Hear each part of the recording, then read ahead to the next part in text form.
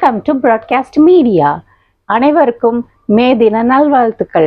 இந்த மே தினத்தில் 3 படம் ரிலீஸ் ஆகிருக்கு. அதில் ஒன்று சூர்யா படம் அண்ட் நானியோட படம் அண்டு வந்துட்டு டூரிஸ்ட் ஃபேமிலி. இதில் வந்துட்டு நான் பார்க்க போகிறது ரெட்ரோவுடைய அர்த்தம் என்னன்னா நிறைய இருக்குது. Historical, old time and period, இந்த மாதிரி லிஸ்ட் ஆஃப் வேர்ட்ஸ் வருது. ரெட்ரோ மூவியோட ரைட்டர் அண்ட் டைரக்ஷன் வந்து Karthik Subbarajan and production company வந்துட்டு stone bench and 2D entertainments. Music Santhosh Narayanan. Retro மூவியோட காஸ்ட் லிஸ்ட்டை பற்றி பார்ப்போம். லீடிங் ரோலில் Suriya, Pooja Hegde, Prakash Raj, Nassar, Joseph George and Jayaram. Retro, love, laughter, war, இந்த 3 கான்செப்டையும் வந்துட்டு மர்ச் பண்ணியிருக்காங்க. இனிஷியல் வந்துட்டு என்னன்னா, ஜோசப் ஜார்ஜ் இல்லீகல் ஆக்டிவிட்டீஸ் நிறைய பண்ணுறாரு. ஆனால் அவருக்கு குழந்தையே இல்லாமல் இருக்காரு. ஸோ அவங்க ஒய்ஃபை வந்து ஒரு சைல்டை அடாப்ட் பண்ணுறாங்க. அதுதான் சூர்யா. அப்புறம் என்ன ஆகுதுன்னா வந்துட்டு சூர்யா வந்து வளர்ந்ததுக்கப்புறமா வந்து இந்த இல்லீகல் ஆக்டிவிட்டீஸ்க்கு சூர்யாவும் ஹெல்ப் பண்ணுறாரு. இதில் வந்துட்டு அவங்களுக்கு வந்து தங்க மீன்ற ஒரு விஷயம் இருக்குது. அந்த தங்க மீன் வந்து வேணும்னு ரொம்ப கான்ஷியஸாக இருக்காங்க. யார்? Joseph George. சூர்யா கிட்ட வந்து நிறைய என்கொயரி பண்ணுறாங்க. எப்படி அந்த தங்க மீன் வந்து எங்கே வச்சுருக்க, எந்த இடத்துல வச்சுருக்கன்றது கேட்டுக்கிட்டே இருக்காரு. ஆனால் சூர்யா சொல்லவே மாட்டேங்கிறாரு. இந்த டைமில் தான் வந்து உங்கள் எல்லாருக்குமே பிடிச்ச சாங்கு ரீல்ஸில் கூட நிறைய ஃபேமஸ் ஆச்சு இல்லையா? அந்த சாங்கில் அவங்களுக்கு வந்து மேரேஜ் நடக்குது. யாருக்கு? சூர்யாவுக்கும் பூஜா ஹெக்டேக்கும் மேரேஜ் நடக்க போகுது. அந்த டைமில் வந்து ஒரு ப்ராப்ளம் க்ரியேட் ஆகி சூர்யா வந்து ஒரு பேட் இம்ப்ரெஷன் கொடுத்துட்றாங்க. அதனால் வந்து என்ன ஆகுதுன்னா சூர்யாவை வந்துட்டு கொலை பண்ணிடுறாரு. நிறைய பேர் கொலை பண்ணுற சிச்சுவேஷன் வருது. அதனால் பூஜா ஹெக்டே வந்து கோவப்பட்டு இந்தியாவை விட்டே போயிடுறாங்க. இந்த டைமில் வந்து சூர்யாவை வந்து ஜெயிலில் போட்டுடுறாங்க. ஸோ 5 இயர்ஸ் கேப்க்கு அப்புறமா வந்து பூஜா ஹெக்டே எங்கே இருக்கிறாங்கன்றத ஐடென்டிஃபை பண்ணுறாரு சூர்யா. ஆனால் இதில் என்னென்னா சூர்யாவுக்கு வந்துட்டு சிரிப்புனாலே என்னன்னே தெரியாது. சிரிக்க சொன்னால் அவ்வளோ கஷ்டப்படுவார். அந்த சின்ன வயசுல இருந்தும் பெரிய வயசாகின பிறகு கூட அவருக்கு சிரிப்புனாலே அவருக்கு என்னன்னே தெரியாது.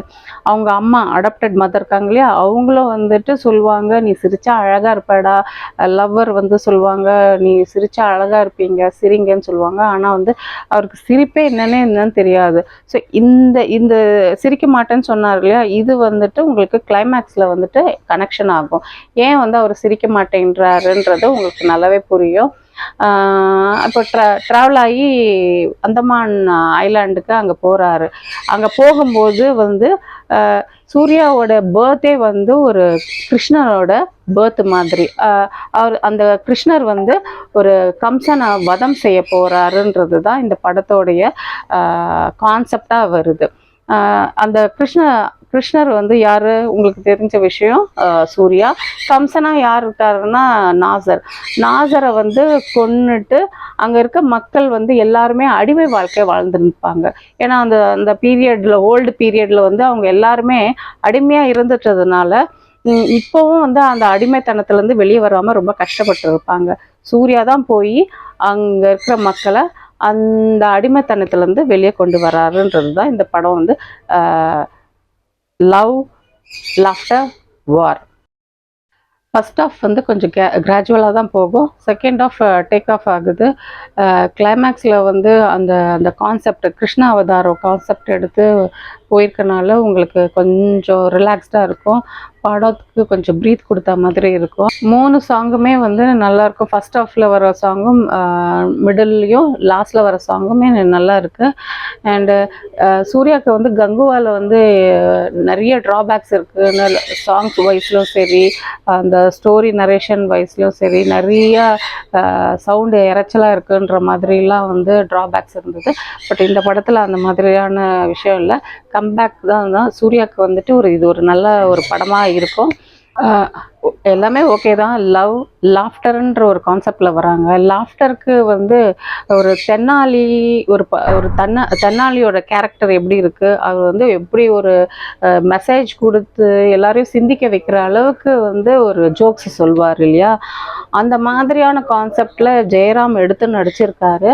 பட் அது அந்த அளவுக்கு என்னை பொறுத்த வரைக்கும் ரீச் ஆகலை. காமெடி இன்னும் அவ்வளோ சொல்கிற அளவுக்கோ இல்லை நமக்கு சிரிக்கிற வைக்கிற அளவுக்கு வந்து ஜோக்ஸ் வந்து இருக்கிற மாதிரி ஃபீல் ஆகலை.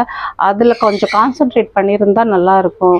ஏன்னா லாஃப்டர்ன்ற கான்செப்ட் எடுத்துட்டு ஆடியன்ஸ் வந்து அந்த அளவுக்கு வயிறு குலுங்க இல்லை வாய் திறந்து சிரிக்கிற அளவுக்கு ஜோக்ஸு எனக்கு ஃபீல் ஆகலை. மொத்தத்தில் ரெட்ரோ எல்லாம் ஃபேமிலியோடு போய் ஃபேமிலி ஃப்ரெண்ட்ஸோட போய் என்ஜாய் பண்ணி பாருங்கள். Good feel movie. அடுத்த மூவி ரிவ்யூவில் சந்திப்போம்.